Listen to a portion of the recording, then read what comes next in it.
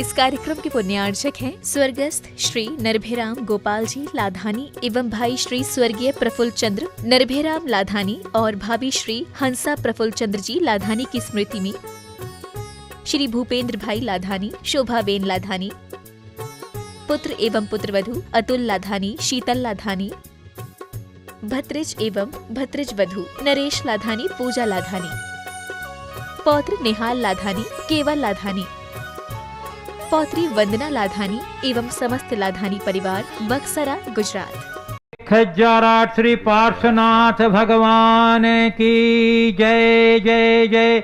बोलिए समन संस्कृत नायक प्रातः स्मरणीय संत शिरोमणि परम पूज्य 108 आचार्य गुरुवर विद्यासागर जी महामुनिराज की जय जय जय।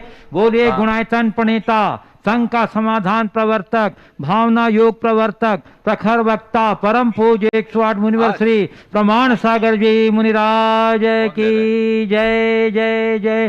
बोलिए परम पूज्य 108 मुनिवर श्री अरह सागर जी मुनिराज की जय जय जय। प्रिय बंधुओं, शाश्वत सी क्षेत्र सम्मेलन शिखर स्थित गुणायतन परिसर में आयोजित आज के प्रातःकालीन मंगल में विश्व शांतिदायक जाप्यानुष्ठान एवं प्रवचन के कार्यक्रम में उपस्थित यहाँ सभी श्रद्धालुओं का तथा उन सभी दर्शकों का, श्रोताओं का, श्रद्धालुओं का जो आज के यह प्रातःकालीन कार्यक्रम को घर बैठे पारस जिनवाणी चैनल एवं प्रमाणिक ऐप के माध्यम से देख सुन आनंद ले रहे हैं, उन सबों का मैं गुणायतन एवं श्री सेवायतन परिवार की ओर से हार्दिक अभिनंदन करता हूँ।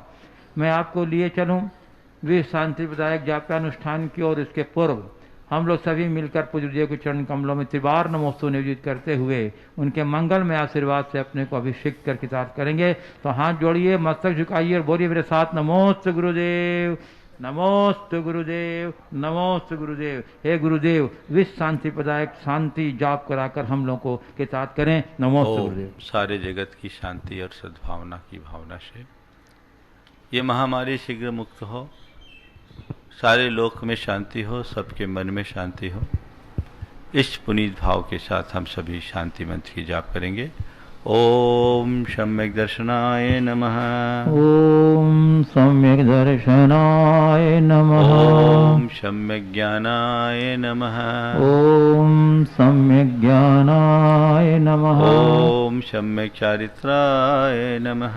ओम सम्यक चारित्राय नमः। ओम ह्रीं जगत शांति कराय श्री शांतिनाथाय नमः। सर्वपद्रो शांतिम कुरु कुरु स्वाहा। ओम ह्रीं जगत शांति कराय श्री शांतिनाथाय नमः। सर्वोपद्रव शांतिम कुरु कुरु स्वाहा। ओम ह्रीं जगत शांति कराय श्री शांतिनाथाय नमः। सर्वपद्रव शांतिम कुरु कुरु स्वाहा। ओम ह्रीं जगत शांति कराय श्री शांतिनाथाय नमः। सर्वोपद्रव शांतिम कुरु कुरु स्वाहा। ओम ह्रीं जगत शांति कराय श्री शांतिनाथाय नमः। सर्वोपद्रव शांतिम कुरु कुरु स्वाहा। ओम ह्रीं जगत शांति कराय श्री शांतिनाथाय नमः। सर्वोपद्रव शांतिम कुरु कुरु स्वाहा। ओम ह्रीं जगत शांति कराय श्री शांतिनाथाय नमः। सर्वोपद्रव शांतिम कुरु कुरु स्वाहा। ओम ह्रीं जगत शांति कराय श्री शांतिनाथाय नमः। सर्वोपद्रव शांतिम कुरु कुरु स्वाहा। ओम ह्रीं जगत शांति कराय श्री शांतिनाथाय नमः। सर्वोपद्रव शांतिम कुरु कुरु स्वाहा। ओम ह्रीं जगत शांति कराय श्री शांतिनाथाय नमः। सर्वोपद्रव शांतिम कुरु कुरु स्वाहा। ओम ह्रीं जगत शांति कराय श्री शांतिनाथाय नमः। सर्वोपद्रव शांतिम कुरु कुरु स्वाहा। ओम ह्रीं जगत शांति कराय श्री शांतिनाथाय नमः। सर्वोपद्रव शांतिम कुरु कुरु स्वाहा। ओम ह्रीं जगत जगत शांति कराय श्री शांतिनाथाय नमः सर्वोपद्रव शांतिम कुरु कुरु स्वाहा। ओम ह्रीं जग शांति कराय श्री शांतिनाथाय नमः सर्वोपद्रव शांतिं कुरु कुरु स्वाहा। ओम ह्रीं जगत शांति कराय श्री शांतिनाथाय नमः सर्वोपद्रव शांतिम कुरु कुरु स्वाहा। ओम ह्रीं जग शांति कराय श्री शांतिनाथाय नमः सर्वोपद्रव शांतिं कुरु कुरु स्वाहा। ओम ह्रीं जगत शांति कराय श्री शांतिनाथाय नमः सर्वोपद्रव शांतिं कुरु कुरु स्वाहा। ओम ह्रीं जग शांति कराय श्री शांतिनाथाय नमः सर्वोपद्रव शांतिं कुरु कुरु स्वाहा। ओम ह्रीं जगत शांति कराय श्री शांतिनाथाय नमः सर्वोपद्रव शांतिं कुरु कुरु स्वाहा। ओम ह्रीं जग शांति कराय श्री शांतिनाथाय नमः सर्वोपद्रव शांतिं कुरु कुरु स्वाहा। ओम ह्रीं जगत शांति कराय श्री शांतिनाथाय नमः सर्वोपद्रव शांतिं कुरु कुरु स्वाहा। ओम ह्रीं जग शांति कराय श्री शांतिनाथाय नमः सर्वोपद्रव शांतिं कुरु कुरु स्वाहा। ओम ह्रीं जगत शांति कराय श्री शांतिनाथाय नमः सर्वोपद्रव शांतिं कुरु कुरु स्वाहा। ओम ह्रीं जग शांति कराय श्री शांतिनाथाय नमः सर्वोपद्रव शांतिं कुरु कुरु स्वाहा। ओम ह्रीं जगत शांति कराय श्री शांतिनाथाय नमः सर्वोपद्रव शांतिं कुरु कुरु स्वाहा।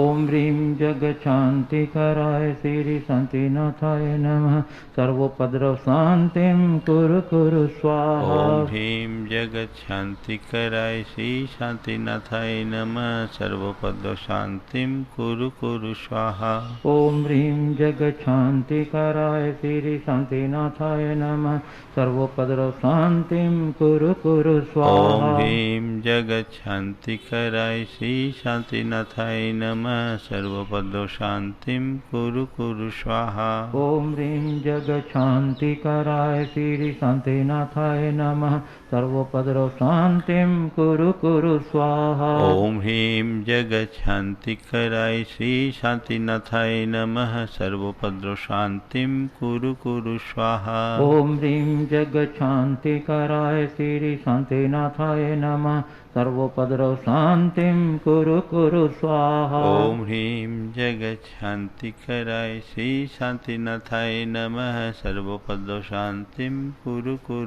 स्वाहा। ओम ह्रीं जग शांति कराय श्री शांतिनाथाय नमः सर्वोपद्रव शांतिं कुरु कुरु स्वाहा। ओम ह्रीं जगत शांति कराय श्री शांतिनाथाय नमः सर्वोपद्रव शांतिं कुरु कुरु स्वाहा। ओम ह्रीं जग शांति कराय श्री शांतिनाथाय नमः सर्वोपद्रव शांतिं कुरु कुरु स्वाहा।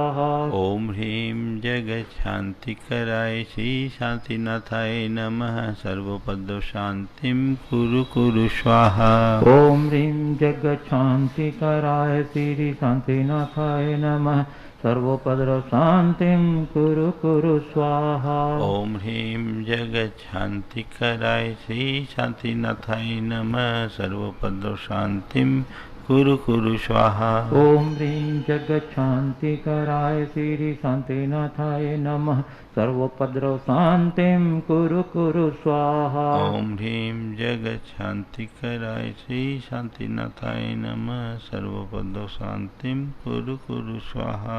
ओम ह्रीं जग शांति कराय श्री शांतिनाथाय नमः सर्वोपद्रव शांतिं कुरु कुरु स्वाहा। ओम ह्रीं जगत शांति कराय श्री शांतिनाथाय नमः सर्वोपद्रव शांतिं कुरु कुरु स्वाहा।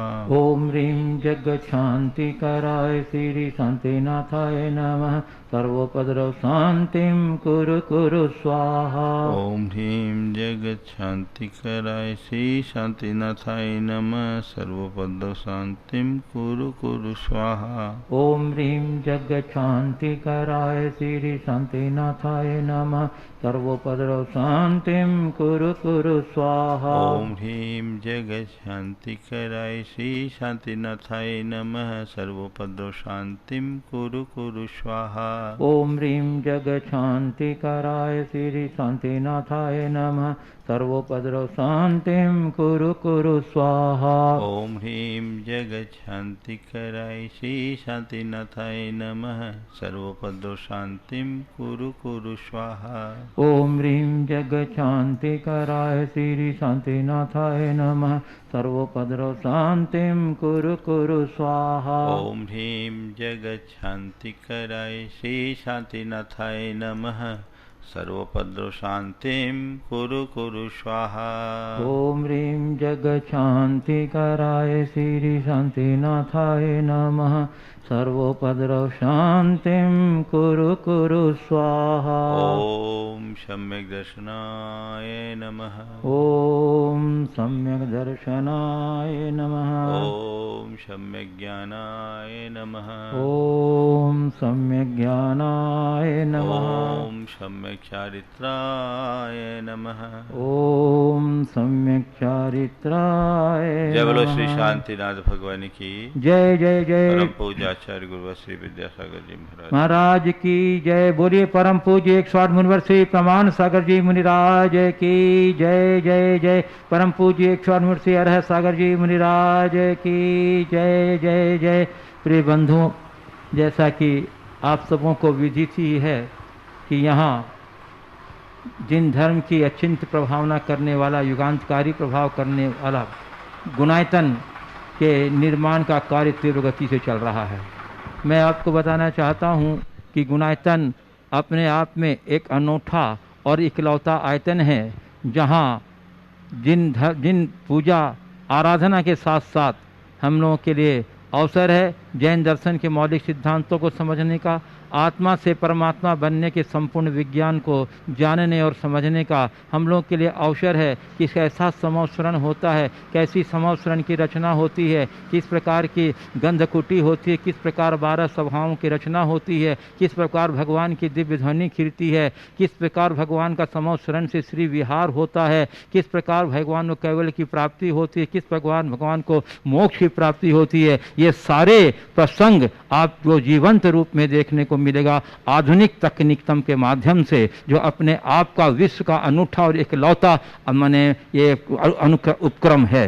बंधुओं, निश्चय ही वे बड़े सौभाग्यशाली होंगे जो ऐसे अति प्रभावना युक्त इस गुणायतन से जुड़ेंगे, जुड़ करके अपनी चंचला लक्ष्मी का सम्यक उपयोग करेंगे। बंधुओं, यह आयतन न जाने कितने लोगों के सम्यक दर्शन के का प्रबल निमित्त बनेगा, कितने लोगों के सम्यक दर्शन के वर्धन का निमित्त बनेगा। तो ऐसे सम्यक्तोपादक और सम्यक वृद्धिदायक आयतन से जुड़ने का सौभाग्य आपके लिए आपके पास है। आप इसके लिए गुणायतन कार्यालय संपर्क करके गुणायतन की विभिन्न सदस्य योजनाओं से परिचित होते हुए इसकी सदस्यता ग्रहण करके अपने चंचला लक्ष्मी का सम्यक और सफल उपयोग करते हुए अपनी सौभाग्य की श्रीवृद्धि करें। आपका उदारतापूर्ण सहयोग ही हमें इस गुणायतन को शीघ्र साकार रूप देने में प्रबल सहायक होगा। हम आपके उदारतापूर्ण सहयोग का स्वागत करेंगे, आपके प्रति हम आभार व्यक्त करते हैं। बंधुओं, आज हमारे पास कुछ स्वीकृति आई है गुणायतन से जुड़ने वाले सौभाग्यशाली महानुभावों का। हम उनके उत्तम जीवन और भविष्य की कामना करते हुए उनके नाम की घोषणा करते हैं। आप उनके अनुमोदना करेंगे। बंधुओं, निर्माण नायक रूप में जुड़ रहे हैं कानेड परिवार से श्री योगेश जी, रमेश जी कान्हेट, सौभाग्य कांकनी सीमा योगेश जी कान्हेट, ये 5 लाख रुपए की राशि दे करके निर्माण नायक के रूप में जोड़ रहे हैं। और इनके परिवार के सदस्य जन हैं पिताजी रमेश श्री मोती शाह कान्हेट, श्री योगेश जी रमेश कान्हेट, सौभाग्य कांकनी समीसा योगेश जी कान्हेट, पुत्र सुयश योगेश जी कान्हेट, पुत्री आस्था योगेश जी कान्हेट, बुआ संजीवनी मोती साहब कान्हेट, भाई श्री रितेश रमेश कान्हेट, भाभी सौभाग्य कांकनी शिल्पा रितेश कान्हेट। इस प्रकार मैं हमारे निर्माण नायक बनने वाले इस पूरे, इसी के साथ मैं मैं नाम घोषणा कर रहा हूं जो 2.5 लाख रुपए की राशि देकर के स्तंभ के रूप में जोड़ रहे हैं श्री ताराचंदी विद्या देवी, जो सर्वोदय तीर्थ क्षेत्र अमरकंटक के कमेटी के सक्रिय सदस्य हैं। साथ ही उनके परिवार के श्री धर्मेश जी, वंदना जी, संजय जी, नीतू जी, दीपिका जी, आस्था जी, आदित्य जी, सब परिवार पेंडा डोस बिलासपुर, हम आपके उदारता का बहुत बहुत सम्मान करते हैं और आपके उत्तम जीवन भविष्य की कामना करते हैं। बंधु सूत्रधार के रूप में जोड़ रहे हैं 1 लाख रुपए की राशि देकर श्रीमती शांति देवी, धर्मपत्नी स्वर्गीय रतन लाल जी पाटनी, कमल जी, पद्मिनी, जिम्मी कोयल, अरहंत अश्वनी, अधिराज अवंत के अनुपात। यद्यपि यह योजना 1 लाख रुपए की, परंतु उन्होंने 1,21,000 रुपया प्रदान की है। हम आपकी उदारता का बहुत बहुत सम्मान करते हैं। और बंधु 51,000 रुपए की राशि देकर के निर्माण सारथी के रूप में जुड़ रहे हैं कुमारी शुभरा जैन, श्रीमती रश्मि मोदी, विजय मोदी, ऋणी रिद्धि मोदी सागर। बंधुओं 31,000 रुपए की राशि देकर के निर्माण मित्र के रूप में जोड़ने जा रहे हैं श्री नवीन कुमार जैन, श्रीमती संगीता जैन, श्री नमन जैन डेरी, श्री मुकेश कुमार जैन, श्रीमती ममता जैन, सुधांशु, कोमल, हिमांशु, प्रियांशु जैन, पराना वाले जयपुर। और बंधुओं 11,000 रुपए की राशि देकर जोड़ रहे हैं निर्माण निधि के रूप में श्री विनोद कुमार जैन, श्रीमती सपना जैन डेरी, डॉक्टर कल्पना रानी गांधी मीना मंदसौर, श्री प्रदीप जैन, श्री अभिषेक जैन देहरादून, श्री जेके जैन, श्रीमती कुसुम जैन ट्विंकल विंकल सम्यक जैन न्यू डेरी, श्रीमती पुष्पा जैन, श्री कांता प्रसाद जैन डेरी, श्रीमती रश्मि आलोक जैन कटनी, श्री विपिन कुमार जैन, श्रीमती संगीता जैन गुड़गांव। इस प्रकार जिन लोगों ने भी गुणायतन से जुड़ करके अपनी संचरा लक्ष्मी का नहीं आया अपना उपयोग किया है, गुणायतन परिवार उनके बहुत आभारी हैं और आपके उत्तम उज्जवल भविष्य की कामना करते हैं। और बंधुओं अक्षय तृतीया के अवसर पर विशेष सहयोग प्रदान किया है गुणायतन के लिए गुड़गांव से श्रीमती शकुंतला जैन, धर्मपत्नी श्री अमीर चंद जैन, पुत्रवधु श्री राकेश जैन, श्रीमती विजय जैन, रवि जैन, श्रीमती अलका जैन, श्रीमती कौशल जैन, धर्मपत्नी स्वर्गीय श्री राजेश जैन, मुकुट राजी, श्रीमती संतोष जैन। बंधु यदि आप भी आपने गुणायतन की कुछ सदस्यता ग्रहण नहीं की है तो आपसे अनुरोध है कि गुणायतन कार्यालय से संपर्क करके आप शीघ्र ही किसी न किसी योजना से जुड़कर अपने सौभाग्य से वृद्धि करें। इसी के साथ अब मैं मुखातिब होता हूँ पूज्य गुरुदेव की ओर और गुरुदेव के चरण कमलों में प्रार्थना अर्पित करता हूँ कि हे गुरुदेव अपनी प्रवचन श्रृंखला की अगली कड़ी से हम लोग को संबोधित करके साथ करें। नमोस्तु गुरुदेव, नमोस्तु गुरुदेव। सभी लोग अपने दोनों हाथ जोड़ लें और मेरे साथ महामंत्र के स्मरण के लिए अपना मानस तैयार करें।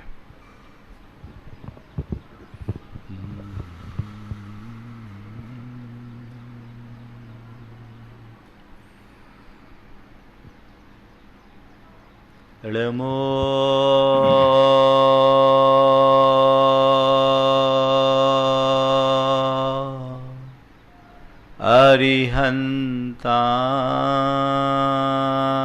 अरिहन्ताणं नमो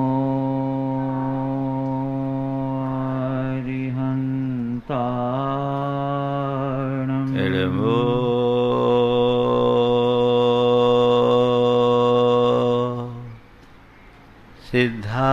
सिद्धाणं नमो सिद्धाणं नमो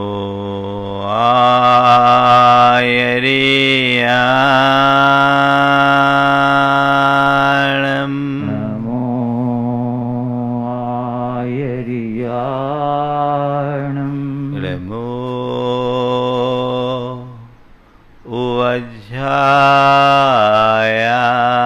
वज्रायाणं नमो वज्रायाणं नमो लोये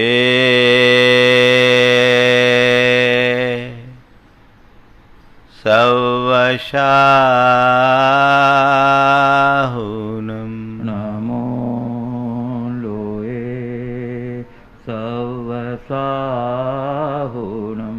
एषो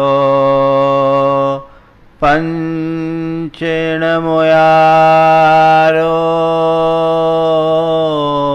एषो पंचेणमुयारो सवपावपणाशिनो सवपावपणाशिनो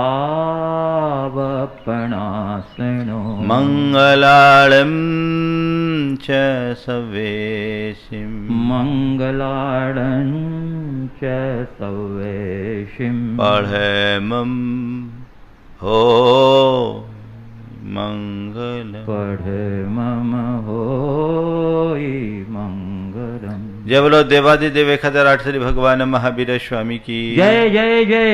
अहिंसा परमो धर्म की जय जय जय। परम पूज आचार्य गुरुवर श्री विद्यासागर जी महाराज की जय जय जय। बोलिए परम पूज्य 108 श्री प्रमाण सागर जी मुनिराज की जय जय जय। परम पूज्य 108 श्री अरहत सागर जी मुनिराज की जय जय जय। नमोस्तु गुरुदेव नमोस्तु। एक दिन एक व्यक्ति गुलाब को देखा और कहा, तुम्हें इतनी अच्छी सुगंध और इतना अधिक सौंदर्य है, पर तुम अपने इर्द गिर्द कांटे क्यों खड़े कर रखे हो? ये कांटे अच्छे नहीं लगते।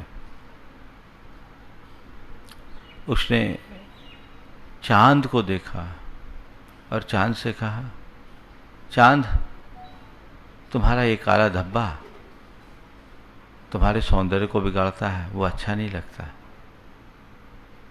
उसकी नज़र सागर पर पड़ी।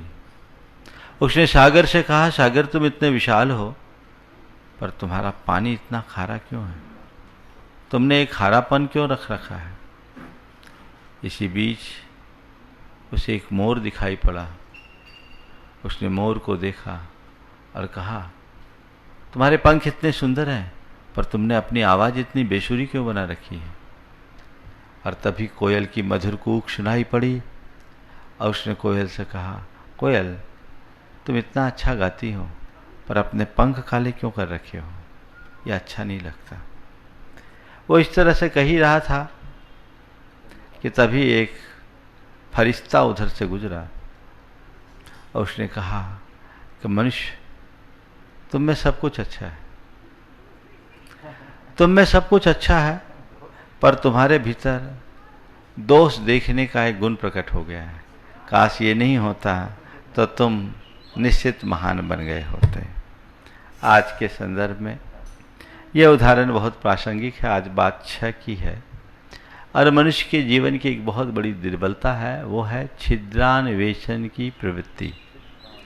छह से छिद्रान्वेषण करना, छिद्रान्वेषी बनना अर्थात व्यक्ति के भीतर की कमियों को देखना, मीन मेक करना, व्यक्ति को की आलोचना करना, उनके दोषों को देखना और उसका दुष्प्रचार करना, ये मनुष्य की एक बहुत बड़ी प्रवृत्ति है।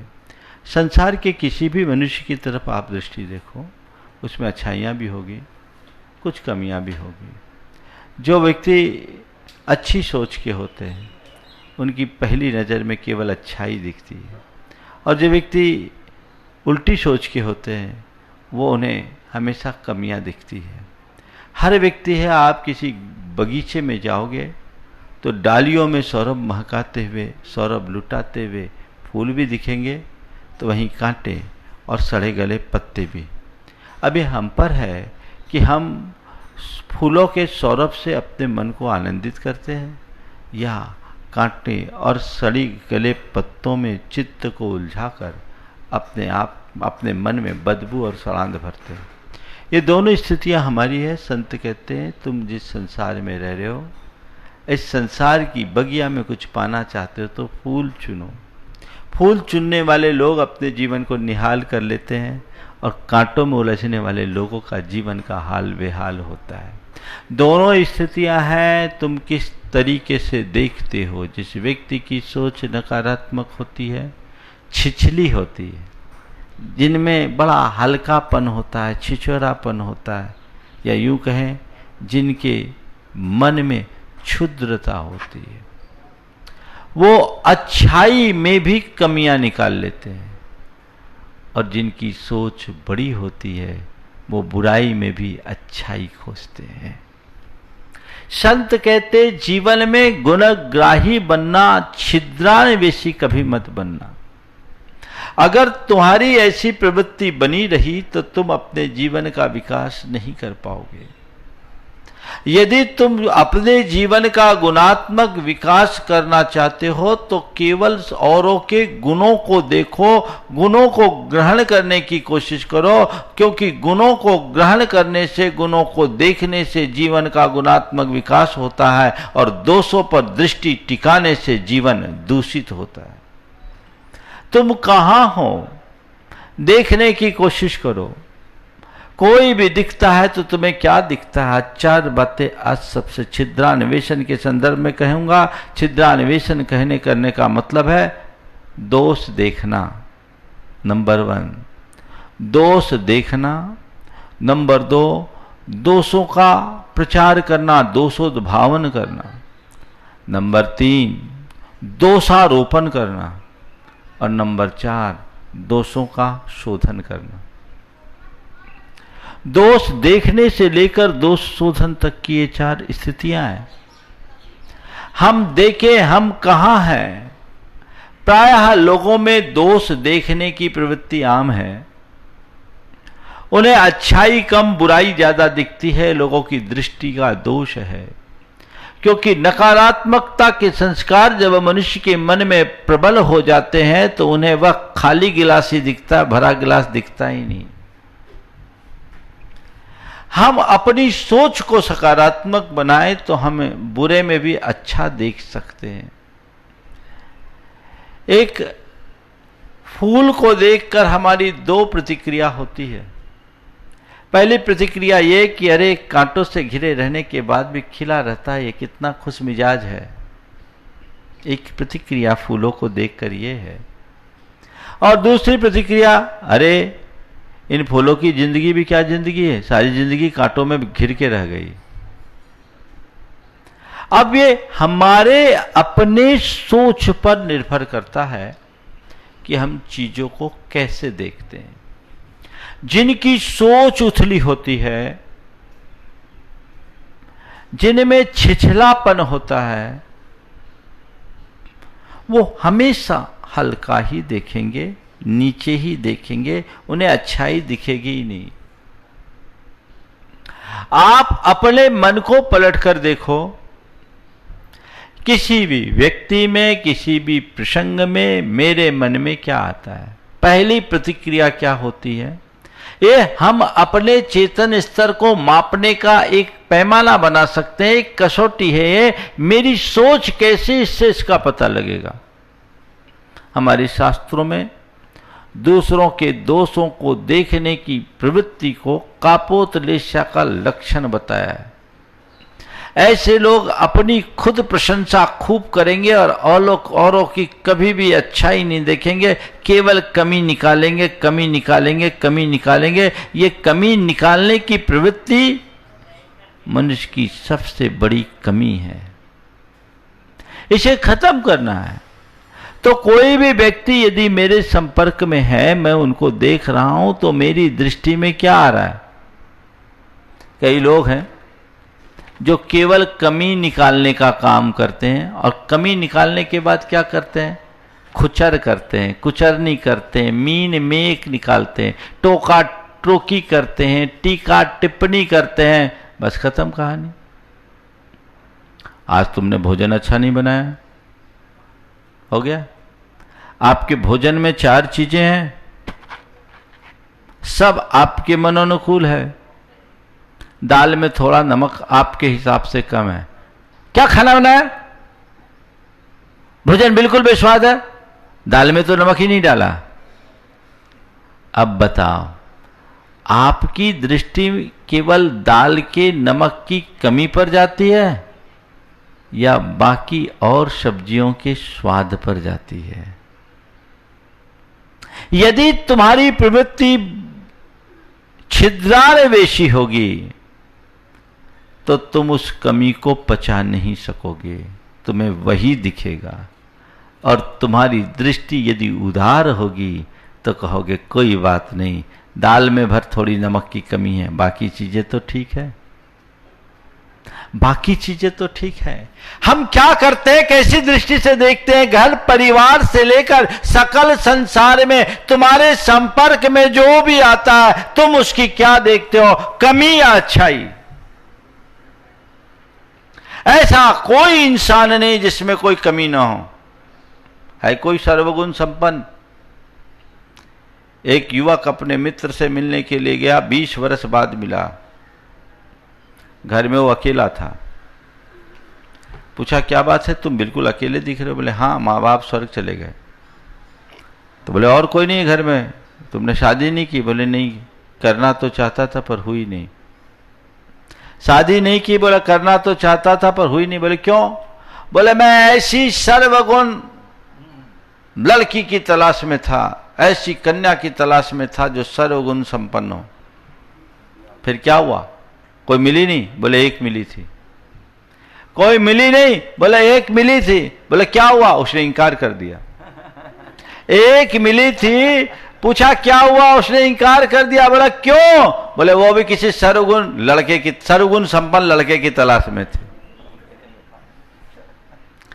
ऐसा कोई मनुष्य नहीं मिलेगा जो सर्वगुण संपन्न हो। बस भगवान ही है एक जो सर्वगुण संपन्न। अगर इंसान है तो कोई ना कोई कमी तो उसमें होगी ही होगी। तुम्हें चाहिए कि उन कमियों को मत देखो, दूसरों की कमियों को बिल्कुल मत देखो, छिद्रान्वेषी मत देखो, बनो उसकी अच्छाई को देखने की कोशिश करो। कदाचित बुराई दिख भी जाए तो उसे अनदेखा करो, क्योंकि मेरा ध्येय अच्छाई को पाना है, बुराई को नहीं। आपको जब बाजार से कोई सामान खरीदना होता है, आप बाजार निकलते हो तो आपकी दृष्टि किधर होती है? अगर आपको मान लीजिए सोना चांदी खरीदना है, गोल्ड खरीदना है, तो क्या आप ग्रोसरी की दुकान की तरफ अपनी नजर ले जाते हैं? नहीं ना। गोल्ड खरीदना है तो सीधे आप देखते हैं कि गोल्ड की दुकान कहाँ है, आपका ध्यान उसी के साइन बोर्ड पर जाता है।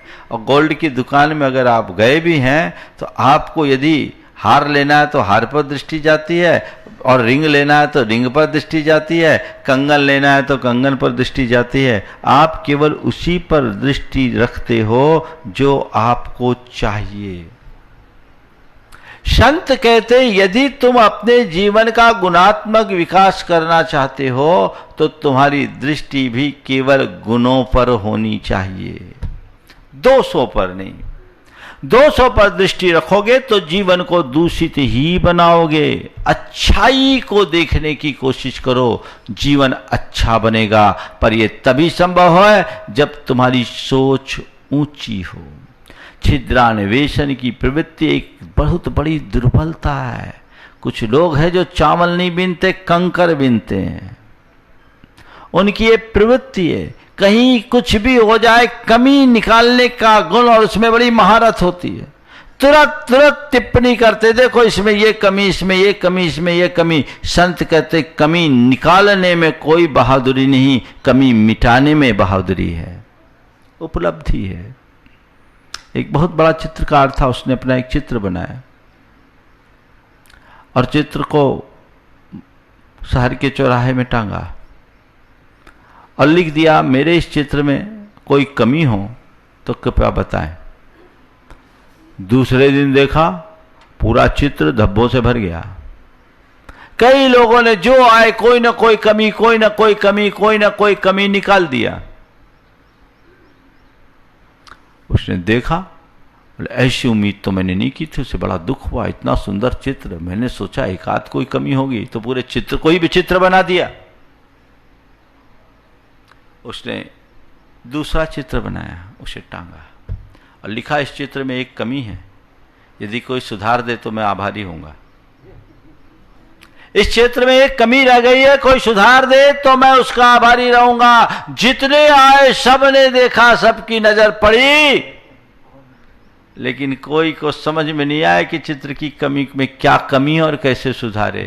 तो बस बात ऐसी है, दोष निकालने वाले लोगों की लाइन लगी है, दोष सुधारने वाले लोग बहुत विरल हैं। संत कहते हैं जीवन को आगे बढ़ाना है तो दोष निकालने वालों की लाइन में लगने की जगह दोष सुधारने वालों की श्रेणी में अपना स्थान बनाओ, उस श्रेणी में, उस पंक्ति में अपना स्थान बनाओ, तब तुम्हारे जीवन का वास्तविक उद्धार होगा। दोष दिखना अलग बात है, दोष देखना अलग बात है। महान लोग वे होते हैं जिनके सामने छोटे मोटे दोष दिख भी जाए नजरअंदाज करते हैं, और आप कुछ लोग ऐसे होते जो यही देखते रहते, इसमें क्या कमी, इसमें क्या कमी, इसमें क्या कमी। ऐसे देखोगे तो जीवन में कभी आगे नहीं बढ़ पाओगे। हमें दोष देख करके भी अनदेखा करने का अभ्यास बनाए, देखने की चेष्टा तो कदाचित भी ना करें। कई बार लोग मुझसे कई विषयों में बोलते हैं कि महाराज जी इसके बारे में बताइए। मैंने कहा भाई सब अच्छा है, महाराज कोई कमी? हमने कहा मेरी पहली दृष्टि में कोई कमी दिखती नहीं, तुम खराब से खराब चीज लाओगे तो अच्छी लगेगी। उसमें दृष्टि जब मैं लगाऊंगा कि इसमें क्या कमी है तभी वो कमी दिखेगी। संत कहते हैं कमी देखना है तो खुद की देखो, खुद की देखो। हमारे अंदर बहुत कमियां हैं, दूसरों की कमी निकाल कर क्या पाएंगे? किसी ने बहुत अच्छी बात कही है कि दोष पराये देखकर चलत हसंत हसंत, खुद के याद न आवहि जिनका आदि न अंत। दूसरों के दोष देख करके तुम इतरा रहे हो, खुद के भीतर तो झांक कर देखो, अपने गिरेबा में झांक कर देखो कि आखिर तुम्हारी स्थिति क्या है। भरे पड़े हो बच्चों, और यदि किसी की कमी हो भी जाए, दोष दिखे भी, तो दोष का प्रचार मत करो, दोषोद्भावन न करो और दोषारोपण न करो, अपितु दोषों का शोधन करो। समझ गए? अब घर परिवार में मान लीजिए आपका बेटा है, आपकी बेटी है, आपकी पत्नी है, आपका भाई है, यहां तक मां बाप भी हो, उनमें कोई कमी होगी। कईयों की स्वभावगत दुर्बलता होती है, सभी की योग्यता और प्रतिभा एक सी नहीं होती, सभी का स्वभाव और प्रवृत्ति भी एक सी नहीं रहती। अलग अलग लोगों के अलग अलग स्थितियां होती है। कहते हैं मुंडे मुंडे मतिर भिन्ना, अलग अलग विचारधारा। अब आप केवल उनकी कमी को पकड़ लोगे तो कतई अच्छी बात नहीं होगी।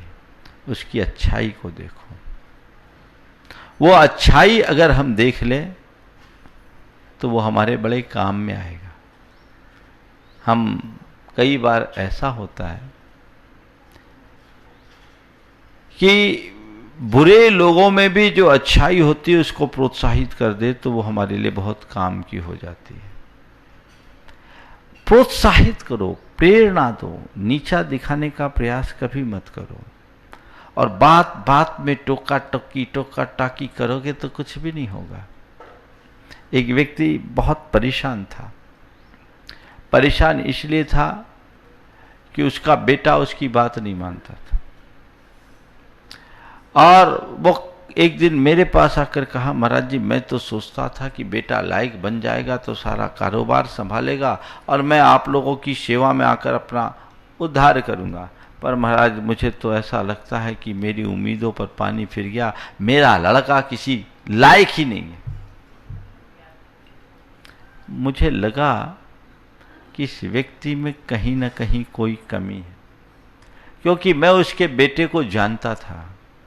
वो बेटा बहुत स्मार्ट और एक्टिव था और व्यवहार कुशल भी था, मिलनसार था। तो वो कोई काम को करे तो ऐसा नहीं कि काम करने लायक नहीं, लेकिन पिता ने कहा बेटा निकम्मा है, नालायक है, किसी लायक ही नहीं रहा, मैं उस पर भरोसा के काबिल ही उसको नहीं समझता, कुछ नहीं करता। बात मैंने सुन ली, क्योंकि लड़का भी आता जाता था, जुड़ा हुआ था। मैंने एक रोज उसके बेटे को एकांत में बुलाया, पूछा क्या बात है भाई, तुम्हारे पिताजी तुमसे बड़े नाराज हैं, तुम ऐसा क्या करते हो, पिताजी की बात क्यों नहीं सुनते हो। मेरे द्वारा ऐसा कहते ही उसकी आंखों में आंसू आए। बोले महाराज जी, पिताजी को मुझसे दुख होता है, इसका दुख मुझे भी है, पर मैं क्या बताऊं। मेरे पिताजी को मुझ में कुछ लायकी दिखती नहीं। आज तक महाराज उन्होंने कभी मेरे लिए प्रशंसा के दो शब्द नहीं कहे। मैं कितना भी अच्छा काम करूं वो कमी निकाल देते हैं। मैं अच्छे से अच्छा काम करूं, असंभव को भी संभव बनाकर लाऊं तो कहेंगे ये ऐसा करता तो और अच्छा होता। महाराज और बात जाने दीजिए, मैं अगर सब्जी लेकर के आऊं, अच्छी से अच्छी सब्जी लाऊं, तो कहते 2 घंटे बाद जाते तो और सस्ती मिलती। बोले महाराज क्या कहूं, ये उनकी सोच, हर बात में केवल कमी निकालते हैं। तो महाराज जी कब तक उनका प्रवचन सुने। सुबह होते ही उनका ये चक्कर शुरू हो जाता है। तो महाराज जी अब मैं भी वो पूरब तो मैं पश्चिम निकल जाता हूं, मैं सामना ही नहीं करता। मैंने भी तय कर लिया इनकी बात सुनना ही नहीं। बार बार ऐसा करने वाले की कौन सुनेगा। मैंने उसे जो समझाना था समझाया। उसके बाद जब उसके पिता आए तो मैंने उनसे कहा भैया बेटे की अपेक्षा मैं तुम में सुधार ज्यादा चाहता हूं, तुम सुधरो नहीं तो अपने बेटे को खो दोगे। महाराज मुझे क्या सुधार करना। बोले भैया तुम्हारा बेटे में तुम्हें आज तक एक भी अच्छा ही नहीं, मतलब किसी काम का ही नहीं है। बोले गलत, एक तिनका भी झाड़ू बनने के काम का होता है, तुम्हारा तो बेटा है। तुम ऐसे कैसे कह रहे हो कि किसी काम का नहीं है। बेटे में बड़ी योग्यता है, बेटा बड़े काम का है, पर तुम्हें काम लेना आए तब तो। बेटे पर भरोसा करो, उसको जिम्मेदारी दो, और कोई अच्छा काम करे तो उसकी प्रशंसा करो, सराहना करो, और छोटी मोटी गलतियों को अनदेखा करो। पीठ ठोको, शाबाशी दो, और अच्छा काम करने पर उसे प्रोत्साहित करो, और गलतियों को अनदेखा करो। देखो कुछ दिन में क्या चमत्कार होता है। मेरे द्वारा समझाने के बाद कहा महाराज हमें भरोसा तो नहीं होता, लेकिन आप कह रहे हो तो एक रिस्क उठा के देखता हूं। बोले तुम करके देखो, कोई दिक्कत नहीं है, ज्यादा से ज्यादा थोड़ा बहुत नुकसान होगा और तुम इतने समर्थ हो कि उस नुकसान को झेल लोगे, लेकिन ऐसा न करके तुम अपने बेटे को खोने का जो नुकसान भोगोगे बहुत बड़ा होगा। उसे बात समझ में आई। उसने बेटे के प्रति अपना दृष्टिकोण बदला, रवैया बदल गया। अब छोटी छोटी बातों पर टोका टाकी करने की आदत से एकदम बाज आ गया। उसने संकल्प ले लिया कि बेटा कुछ भी करे मैं कुछ नहीं बोलूंगा, और अच्छा करेगा तो जरूर उसकी प्रशंसा करूंगा। बेटे में योग्यता तो थी। थोड़े दिन में देखा कि हमारे पापा का रवैया तो बदल गया, अब उनका पूरा व्यवहार बदल गया।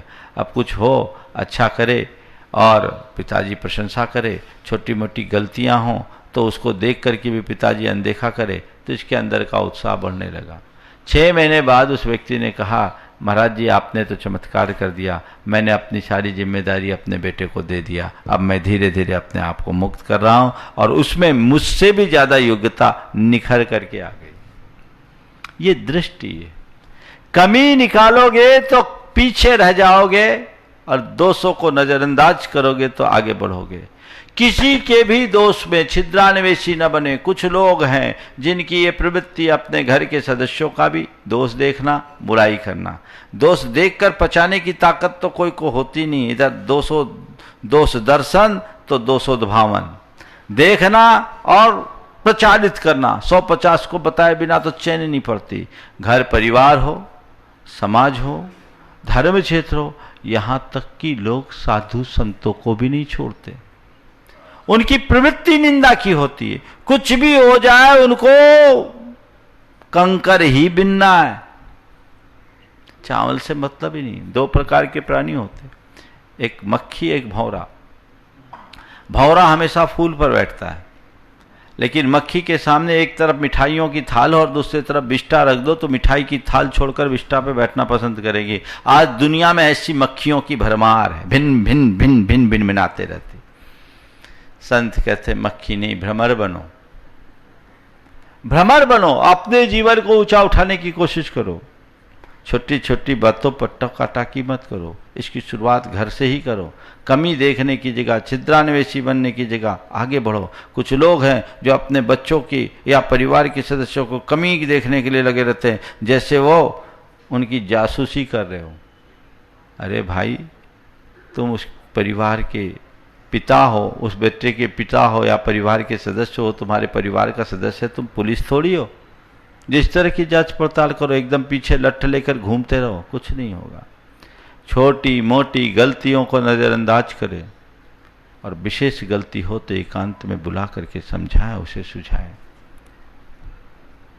देखिए, बार बार टोका टाकी करने वाला व्यक्ति अप्रासंगिक हो जाता है, उसका महत्व घट जाता है।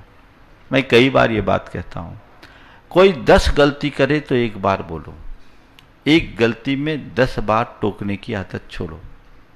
10 गलती में एक बार बोलोगे तो तुम्हारी बात की वजनदारी होगी, और एक गलती होने पर 10 बार टोकोगे तो कहेगा हाँ मम्मी तो ऐसी बोलती ही रहती है, पापा की तो आदत ही ऐसी है, तो ऐसे बोलेंगे। यही हाल हो जाता है ना, ये तो इनकी आदत ही है, ऐसा ये करते ही रहेंगे, ये होगा, ये सोच बन जाती है। आप देखिए, आपके हाथ में घड़ी है, हर सेकेंड टिक टिक टिक टिक हो रही है, आपका ध्यान कभी घड़ी पर नहीं जाता, टिक टिक टिक टिक टिक टिक टिक टिक टिक टिक चल रही है। लेकिन यदि घड़ी में पेंडुलम हो और घंटे का कांटा एक बार बजे टन, तो सब सन्न हो जाते, होता है ना।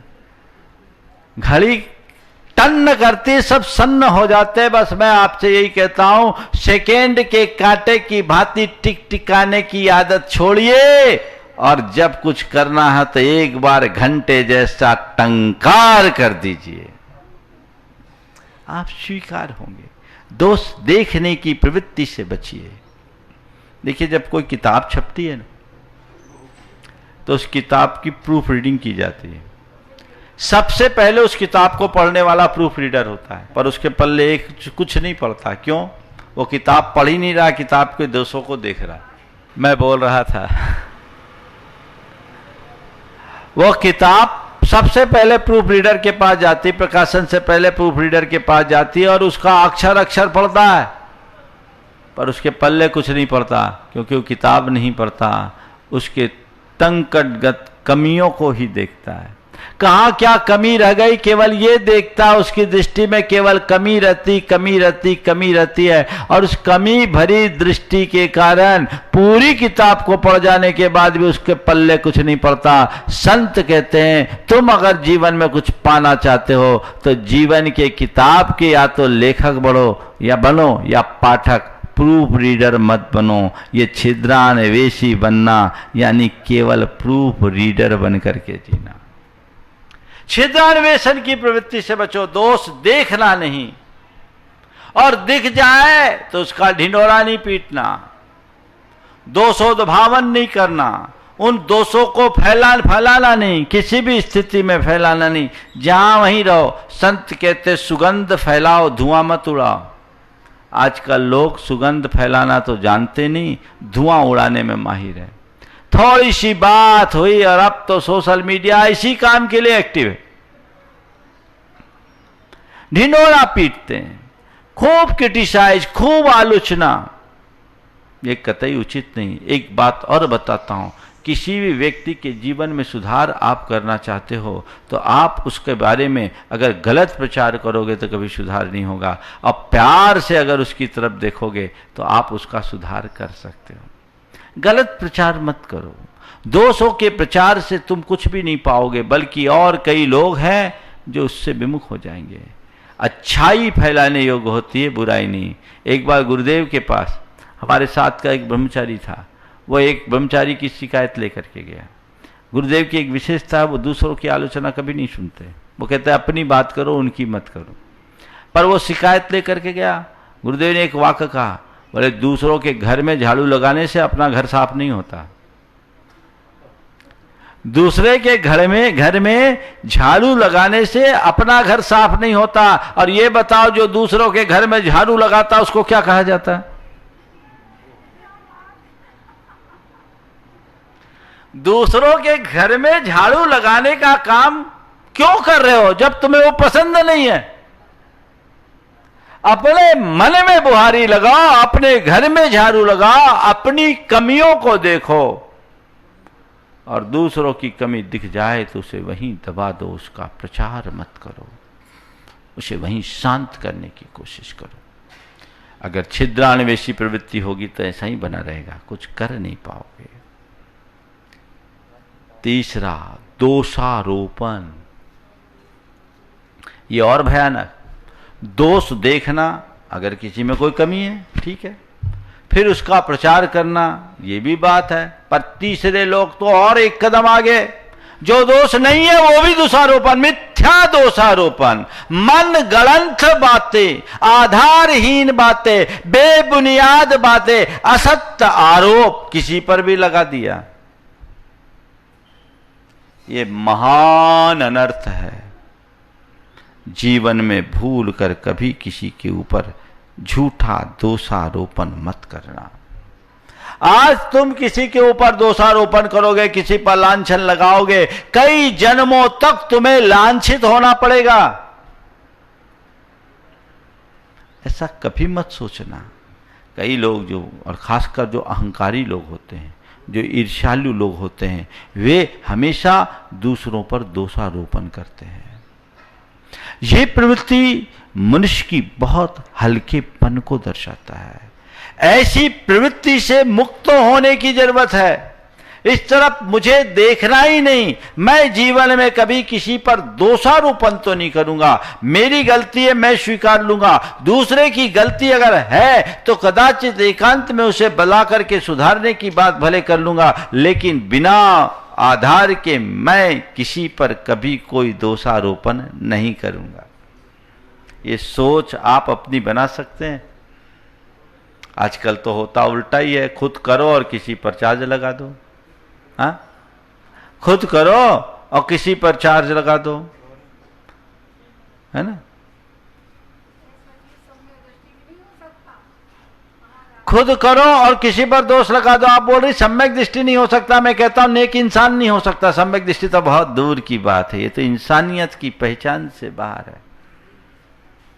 हम इंसानियत की बात करें, हम समझे, हम खुद करें गलती और दूसरों पर दोषारोपण कर दें। आजकल ऐसी प्रवृत्ति बहुत होने लगी है। ये प्रवृत्ति पूरे घर को नरक बना रही है, हमारे जीवन के संबंधों को बिगाड़ रही है। हमें यहां बहुत सजग रहना चाहिए। मिथ्या दोषारोपण मुझे अपने जीवन में सपने में भी कभी किसी पर नहीं करना। पर अहंकार ऐसे ही करता है। मालिक चला जा रहा है, टेबल पर कांच का जार रखा था और वो टेबल पर कांच का जार रखा, मालिक टकराया, जार टूट के नीचे गिर गया। नौकर पर चिल्ला रहा है, ये क्या तरीका है, तुम्हें कितनी बार कहा यहां जार रखने की चीज है क्या। अब बताओ गलती मालिक की है कि नौकर की। हाँ, मालिक की है ना। तो मालिक चल रहा है, देखो अहंकारी की स्थिति ऐसी है, मालिक के टकराने से जार गिरा तो नौकर को डांट, और जार चल रहा है, मालिक ने उसे सड़क पर रास्ते पे रखा, अचानक रखा, नौकर से टकरा कर गिर गया। क्यों है, अंधे, दिखता नहीं है, क्या हो गया। अभिमानी कभी अपनी कमी को स्वीकारने के लिए तैयार नहीं होता, वो सदैव दूसरों के ऊपर दोषारोपण करने का आदी होता है, और यही उसके छिछलेपन की पहचान है। तो दोषों को देखना छिद्रान्वेषण है। दोषारोपण, दोषों का प्रचार करना छिद्रान्वेषी की पहचान है, और दोषारोपण करना मनुष्य के छिछलेपन की पहचान है। अब दोषों का समन या शोधन, संशोधन करो।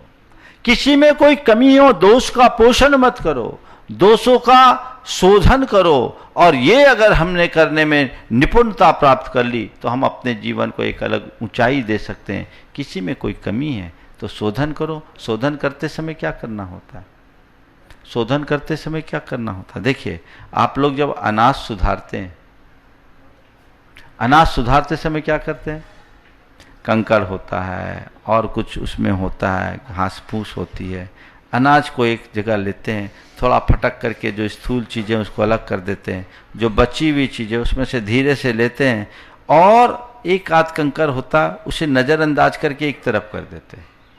अनाज को अपने साथ रखते हैं, अनाज को अपने साथ रखते हैं। व्यक्ति के जीवन की अच्छाइयों को एक तरफ रखते जाओ और धीरे से बुराई को एक तरफ कर दो, व्यक्ति अपने आप सुधर जाएगा। लेकिन केवल बुराई को पकड़ के रखोगे, कुछ नहीं हो सकेगा। मैं कई बार बोलता हूं, व्यक्ति को सुधारना है तो क्रिटिसाइज मत करो, क्रिटी गाइड करो। ये क्रिटिसाइज और क्रिटी गाइड में क्या अंतर है? घर में बहू ने खाना बनाया, अभी पूरा अभ्यास नहीं था। आजकल की लड़कियां तो ऐसी ज़्यादा बनाती अनाती नहीं है, लेकिन बना लिया। खाना आपके मनोनुकूल नहीं है, आप तमा गए, अरे कुछ आता ही नहीं है, अकल ही नहीं है, पता नहीं किसको भगवान ने हमारे घर भेज दिया, और तमाशा खड़ा हो गया।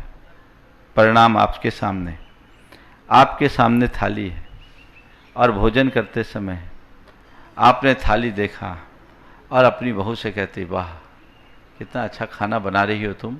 आजकल की लड़कियां तो खाना बनाना जानती भी नहीं, पर मुझे बहुत खुशी है कि तुम्हें कुकिंग में इंटरेस्ट है, तुम खाना बनाती हो, मैं देख रहा हूँ तुम्हारे हाथ में गजब का स्वाद है, बहुत अच्छा बनाती हो, तुमने बहुत अच्छा बनाया, सब कुछ ठीक बनाया है, थोड़े दिन में सब कुछ ठीक हो जाए। रोटी भी तुमने बहुत बढ़िया बनाई है, बस थोड़ी सी इसकी गोलाई और बना लोगी तो बहुत अच्छा होगा।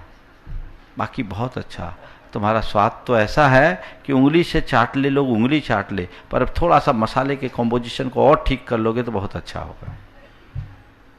बोलो, ऐसा सुनने वाला आपका कायल होगा कि नहीं?